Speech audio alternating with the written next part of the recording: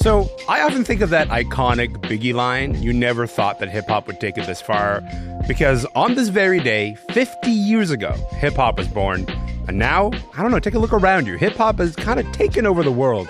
Today on the show, Toronto's rise as a hip-hop city.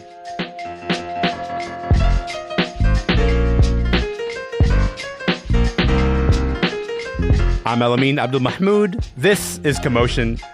Like I said, it was 50 years ago today that a DJ by the name of Kool Herc did a back-to-school jam in the rec room of an apartment building at 1520 Sedgwick Avenue in the Bronx, New York.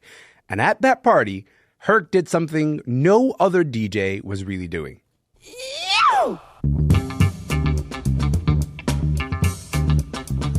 So Herc was known for playing the big funk and soul records of the time, but he realized something. He realized that people loved the part of the song where he broke down to just the beat.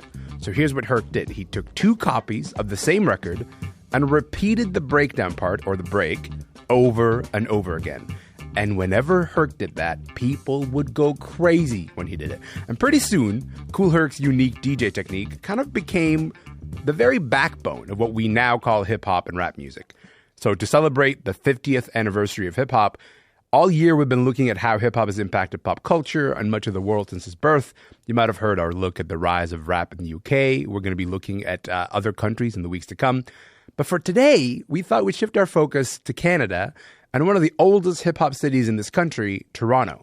I spoke with three longtime Torontonians and hip-hop heads, Dalton Higgins, DJ Mel Boogie and Mastermind. They all talked about Toronto's rise as a hip-hop city and also the places they felt it still needed to go. And right off the bat, the energy was something else. Take a listen. Happy Hip Hop 50. Yo, Yes. I am so excited about this. Listen, before we just got rolling, Mastermind, you were telling the story of being in the Bronx, being at 1520 Sedgwick Avenue, at the Mecca, at the birthplace of hip hop. What was that experience like for you? Right. So, well, very surreal, actually, being a brown kid from Toronto who's loved hip hop for, the majority of their life. And it was me and a good friend of mine, and we kind of just did it on a whim because we went to the Universal Hip Hop Museum in the Bronx. And while we were leaving, we're like, hey, we're in the Bronx already, we should swing over, which we did. And I've seen a lot of people, take pictures outside the building and whatnot. We actually got inside the building. Oh, wow. And we're able to, go right up to the they don't call it a rec room anymore. It's called the community room. But literally, we were beside the door where hip hop was born. And so again, goosebumps. I'm just talking about it. I'm getting goosebumps. I'm seeing you lift your arms, look at your goosebumps. I mean, this just happened just a week ago or so, right? That's like it's super recently.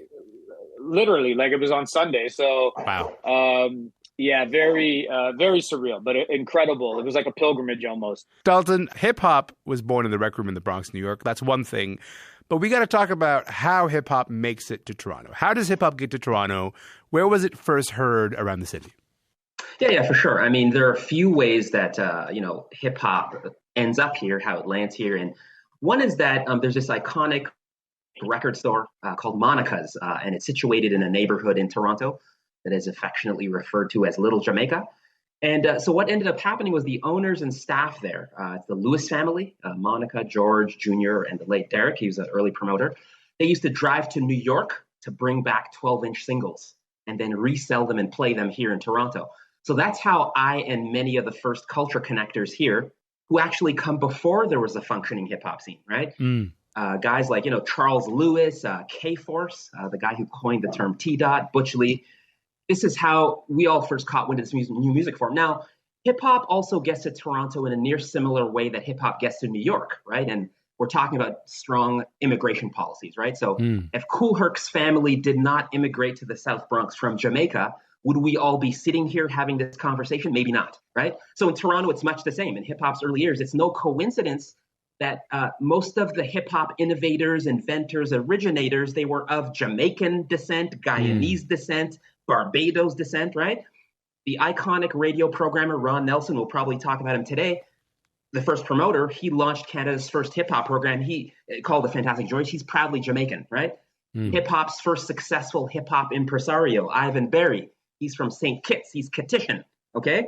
So you look back, it's all these people whose parents came here from the Caribbean and started to engage the culture. Now, what Kool Herc was doing, throwing hip hop parties in these unconventional event spaces, recreation room, community rooms, that's what we were doing here as well. So all of the first hip hop jams were happening here in community centers, roller skating rinks, blockos, or street parties, if you want to call them such. Yeah.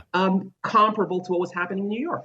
So I want to give people a tiny taste of what Toronto rap sounded like in its first decade or so. Take a listen to this. Well, I am the man, you're Dr. D. Put it in the hearts of young ladies. To drive around this town and the whole world's lost with stereophonic sounds. People, here I am, and here I am. People, not trying to be conceited, but there's no one equal. First offense. On the mix. This jam is amplified, so just glide. And let your backbone slide. Now what's my definition? My definition. All right, so what you just heard is a bit of the Dream Warriors with my definition of a boombastic jazz style. Before that, Maestro's Let Your Backbone Slide, Mishimi's On This Mic, and we kicked it off with the late Mr. Q and a song called Ladies Delight, one of the first rap songs recorded in Toronto. Here's the thing, Mel. You aren't just Toronto hip-hop royalty thanks to your DJ and radio legacy. Maestro Fresh Wes is actually your brother. When did you first realize Let Your Backbone Slide was a hit? Well, the funny thing is, I didn't. Okay. Like, you have to understand, this is the guy who used to practice like WWF moves on me. The way you would imagine an older brother to torment his younger sister is everything that Wes did to me. So once he became Maestro, people had this view of how cool he is, and he is a cool guy. Yeah, but he's still my older brother. Yeah, I didn't really know. I just remember seeing him on Electric Circus, and we used to listen to Fantastic Voyage together, like religiously. So he's the one who put me on to Ron Nelson, and just really helped me develop that love for college radio and the support that it gives to independent artists. But of course, I didn't think that way back in the day. I just knew that all of a sudden there were girls like in cars riding by our house slowly, and we would get a lot of hang-up calls all of a sudden. And at school, this came out when I was in grade 9. So thanks, Wes. High school was amazing. But yeah, like people were all of a sudden interested, and then there was just more and more attention, and he would be getting interviews, and it was just a snowball effect. This coming out in grade 9, I can't think of a more annoying time for your older brother to get famous. That's the worst thing in the world. Fun fact, I had back surgery the year that Let Your Backbone Slide came out. Made high school even better. Oh, that's the craziest factoid ever. Mastermind, we got to talk about how there were so many big moments that defined Toronto's early rise as a hip-hop city. If you had to highlight like one game-changing moment from that very first decade, what would you pick? Well, there's a lot, but I think when you think about Toronto hip-hop and how it reached the world, you have to mention the Dream Warriors and what they did outside of Canada. So they got signed to 4th and Broadway, which is a label in New York, but also has distribution through Ireland around the world. And in the UK, the Dream Warriors album and their song My Definition, and even Wash Your Face in My Sink, they blew up. They became stars in the UK, even as big as they were headlining tours and had hip-hop notable groups like Gang Starr opening up for them, which is pretty monumental when you think about those days and times. And, recording their album, both at Beat Factory Studios and also at Ron Nelson's Apache Studios here in Toronto, it just kind of puts an exclamation point on Toronto reaching the world. And another interesting thing is King Lou, made sure that Gang Starr and Dream Warriors did a song together. There's a song called I Lost My Ignorance. And my understanding, it was only released as a UK 12-inch import. But the interesting thing about that song is Lou made sure that he wrote Guru's rhymes and Guru wrote his rhymes. So when they delivered the song, nobody could say one MC was better than the other, or, oh, this song is only good because you got Gang Starr on it, because he leveled the playing field. So again, if you go and find this record on YouTube or whatever, or if we play it here, you'll hear the rhyme cadences of both MCs sounding like the other person who wrote them. I am not the only one to experiment. Was the noise I organized ignorant? No. What is it then? It must have been the pen or the vibes I set for the time that I fed. Thinking and sinking into the sink. Don't try to swallow this because it's too much to drink. Because I've lost my anger. Oh, I love that. It's pretty moment. crazy. If you don't have moments like that, you don't have the next generation of rappers. Let's talk about the 90s for a moment, Dalton. The 90s introduced us to a new generation of acts like Socrates, like Getter Concept, like Citizen Kane, and of course Choclair, whose debut album Ice Cold went gold in Canada. We're talking about hits like Let's Ride and Rubbin'. I remember seeing you in spaghetti straps, knapsack held up by your back. When I seen it, I was like, damn, girl, do you have a man? Body looked like it was wrapped in saran. Him told me no, I was kind of surprised, really. Dalton, how would you describe the Canadian music industry's overall handling and response to the fact that, you know, Toronto is having rising rap acts? There's kind of like no denying that at that point. I would say that the local scene is not handling it very well. If we look at the business of the music industry, the actual infrastructure, right? One would think that at the record labels, they'd be saying, "Hey, there's this vibrant new art form. It's countercultural. It's protest music. It's what young people, it's what diverse communities are devouring and engaging in large amounts." That you'd be having, like how you have A&Rs, artists and repertoire, work at labels, wanting to sign it. Let's sign a bunch of these. Maestro Fresh, develop Westlake them, acts, give them a chance, right? Yeah, 100%. But that is not happening at all. So when we look at the record label structure, we don't see A&Rs that look like us, come from racialized communities. In fact, all of the A&Rs at the time, because I'm old enough to remember this, but it was mostly white males. Nothing that looks like what's on screen here. Despite this burgeoning, rising art form, sort of essentially, right? It's the new music form of the day, but it didn't look like that when you went into the major labels, right? Or the mid-size labels. So that was very problematic.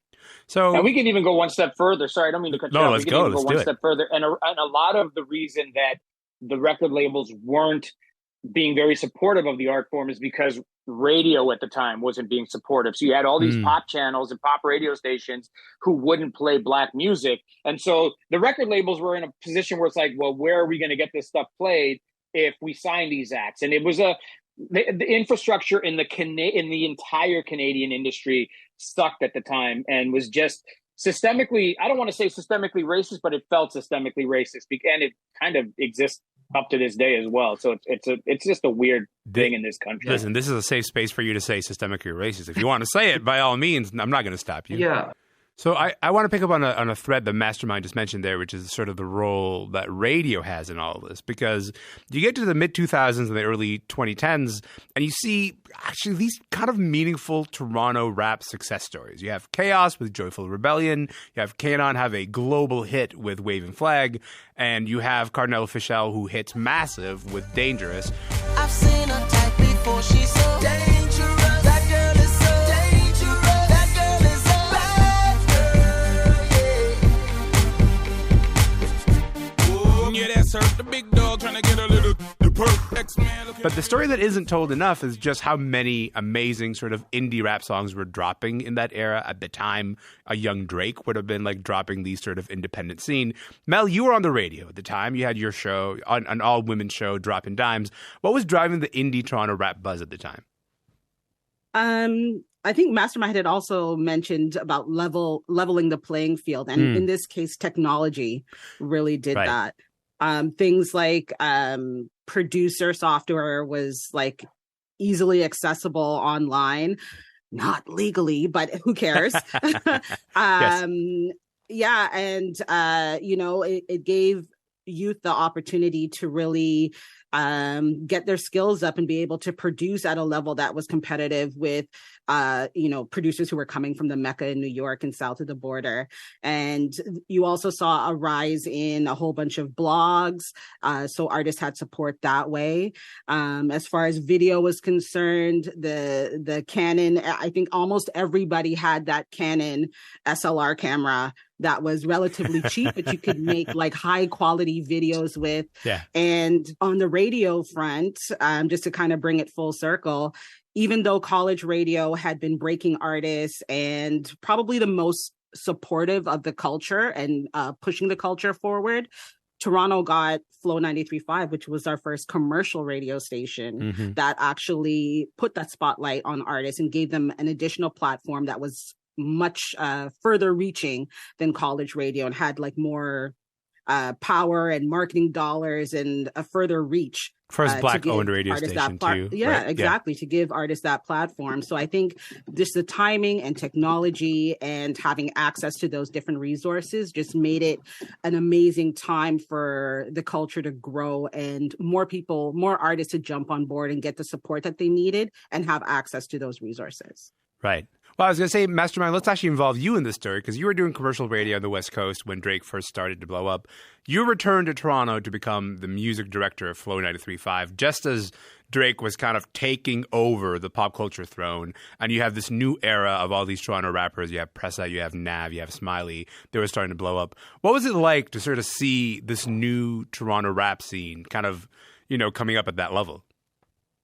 It was very eye-opening because we've got this history in Toronto of this screw-face capital where we don't necessarily support our own. We don't believe in them but it's a real thing. Yes. It's almost like tough love, if you will. Like we want to support, but you have to be at a certain level. Everything has to make sense and it has to sync up for us to be like, yes. And cosigns are real. If you go to the States and someone says you're legit, then we're going to be like, okay, you're bigger than what we kind of thought you might be. Yeah. And it's real. When I was out of, in different parts of the world and I heard Cardi getting played on radio out there, I was like, this is real. Also, I would be remiss not to mention, Tory Lanez, even though he's been sentenced and whatnot, but we would be remiss not to mention him and his impact on Canadian hip hop and pop culture in general. So the fact that one of the biggest, if not the biggest rap artist on the planet currently is from Toronto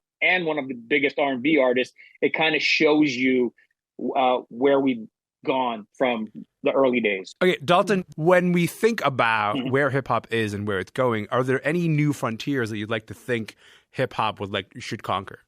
Yeah, absolutely. I would say ownership. We need to be owning things. So I think that we need to boss up here, and sort of take pages from the notepads of the Diddy's of the world, the Jay-Z's, James Prince, Rap-A-Lot, Master P. There was one thing, you remember when Prince, the late Prince, one of the greatest musicians of all time across genres, he said, this idea, if you don't own your masters, then your masters will own you. He changed his name to a symbol to protest, right? Like that's, yeah. Precisely, yeah. So it was prophetic. It was prescient. It was well ahead of, years ahead of its time. Yeah. And, we're here talking about hip hop being 50 years old, right? Hip hop has grown up now, right? And left some parts of the hood. So I think now it's time for genuine hip hoppers to call the shots. All right. That's the area I would say in Toronto in particular, and Canada in general, that we lag far behind in. We are still very much here in Canada taking instructions on how to navigate our culture from people that aren't hip hop, that don't know hip hop like we do. And they don't come from our communities. And, that needs to stop right now. I mean, Mastermind just said if Drake and The Weeknd, two African Canadian, two Black men from Toronto are two of the top 5 artists on the planet across music genres. Yeah. How is that being reflected, those energies? Is that support being reflected domestically? Right? I would say absolutely not. And that's very problematic. Mel, what's your take on this? Where do you think hip hop needs to go next?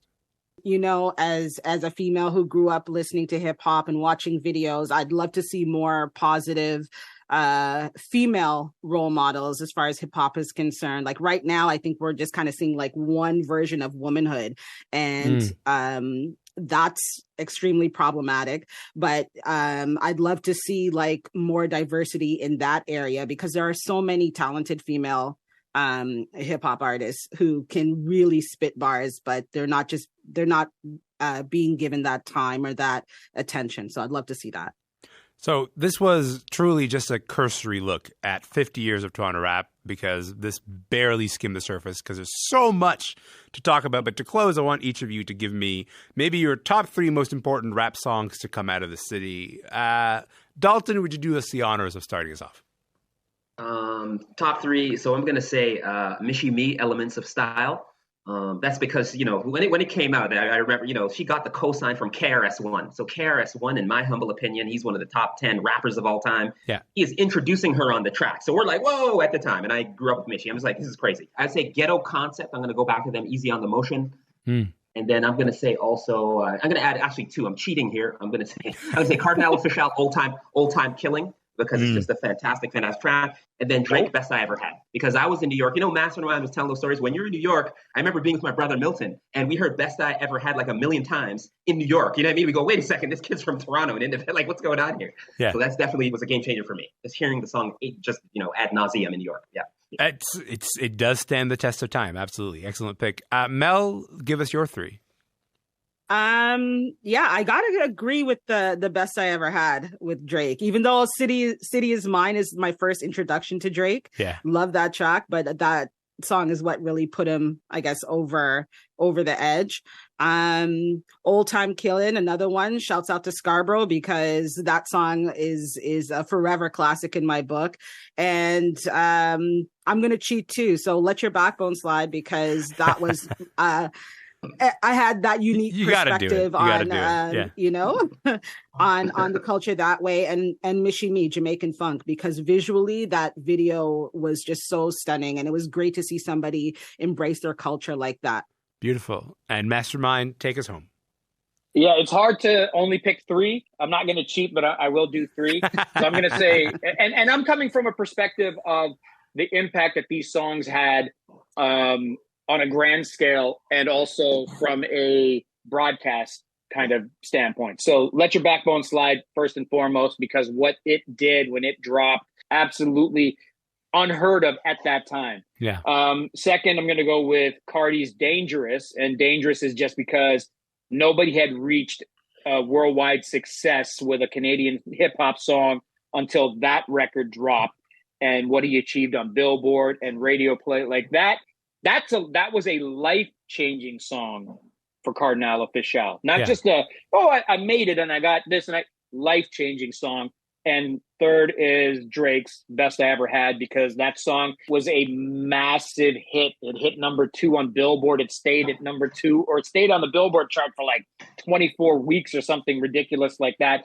And it started what Drake has now become. It's I love this consensus around Best I Ever Had as like this sort of definitive moment of this is how you level up. This is how you take hip hop in this city and take it sort of global in a kind of brand new way. I really appreciate you guys being here. Dalton, Mastermind, Mel, thank you so much for your time, and happy 50th to hip hop. Thank you so much for being here. No doubt. Thank you. Appreciate it all. Thank you so much. Cause she hold me down every time I hit her up. When I get right, I promise that we gon' live it up. She made me beg for it till she give it up. And I say the same thing every single time. I say you the best. You the best. You the best. You the best. You the best I ever had. Best I ever had. Best I ever had. Best I ever had. I say you the know you got a roommate. Call me when there's no one there. Put the key under that song, man, it really stands the test of time. That's a bit of Drake's Best I Ever Had. Before that, you heard my Toronto rap conversation with 3 longtime fans and pioneers of the rap scene in Toronto. Mel Boogie is a DJ and radio broadcaster. Dalton Higgins is a publicist, author, and veteran music journalist. Mastermind is a program director at Vibe 105 FM and the host of Mixtape North on channel 164 on Sirius XM.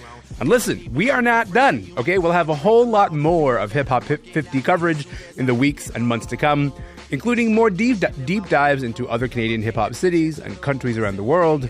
You're not going to want to miss this. And that is it for the show today. But before I go, I just want to tell you about some of the amazing folks who help get the show on the air. Commotion is produced by Stuart Berman, Ty Callender, Gene Kim, Jane Vancouverden, Jess Lowe, and Gloria Omateo. Our digital producer this week is Kelsey Muhammad and Amelia Ekbal. Jane Vancouverden is also our director today. Our engineers this week have been Austin Pomeroy and Sam Hashmi. The senior producers this week are Danielle Grogan and John Perry. Anne McKeegan is our executive producer. Our intern is Mofi Adiniro. If you missed anything from this week on Commotion or would like to share it, find this show wherever you get your podcasts, including, by the way, on YouTube now. My name is Elamin Abdelmahmoud. I'm going to be off for a bit, but Emil Niazi is going to be in this chair next week. Don't miss it.